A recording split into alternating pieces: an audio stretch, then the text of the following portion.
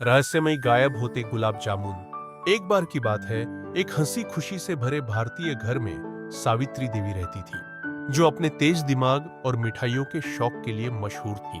उनकी बहू मीरा भी मिठाइयों की दीवानी थी, लेकिन अपने सेहतमंद पति रोहन के डर से हमेशा छुप छुपा कर खाती थी। एक दिन सावित्री देवी बाजार से ताजे गुलाब जामुन लेकर आईं और बड़े प्यार से उन्हें रसोई की अलमारी में छुपा दिया, यह सोचकर कि रात को आराम से खाएंगी। लेकिन जब रात में उन्होंने अलमारी खोली तो डिब्बा खाली था। गुस्से से भरी सावित्री देवी ने आवाज लगाई, मीरा, मेरे गुलाब जामुन देखे क्या? मीरा ने मासूमियत से कहा, नहीं माँ जी, शायद रोहन ने खा लिए हो। सावित्री देवी को अपने बेटे के मीठे से दूर रहने के स्वभाव का पता था, इसलिए उन्हें मीरा की बात पर यकीन नहीं हुआ।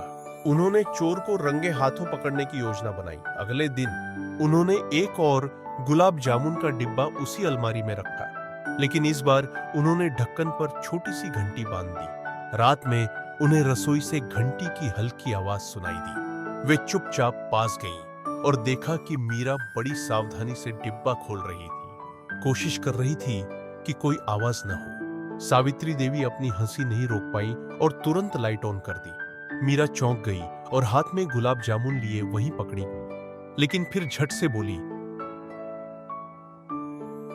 माँ जी, मैं तो बस देख रही थी कि ये ताजे हैं या नहीं, आपके लिए ही तो चेक कर रही थी। सावित्री देवी ने शक भरी नजरों से कहा, सच में? वो भी सारे चक्कर? दोनों ठहाके मारकर हंस पड़ी और समझ गई कि ये शरारतें ही उनके रिश्ते की मिठास है। उस दिन के बाद से उनका सास बहू का रिश्ता और गहरा हो गया और उन्होंने एक समझौता किया, गुलाब जामुन अब साथ में खाएंगी, लेकिन तब जब रोहन न देख रहा हो। अगर ऐसी और मजेदार कहानियां चाहिए तो हमारे चैनल को सब्सक्राइब करें और बेल आइकॉन को दबाएं।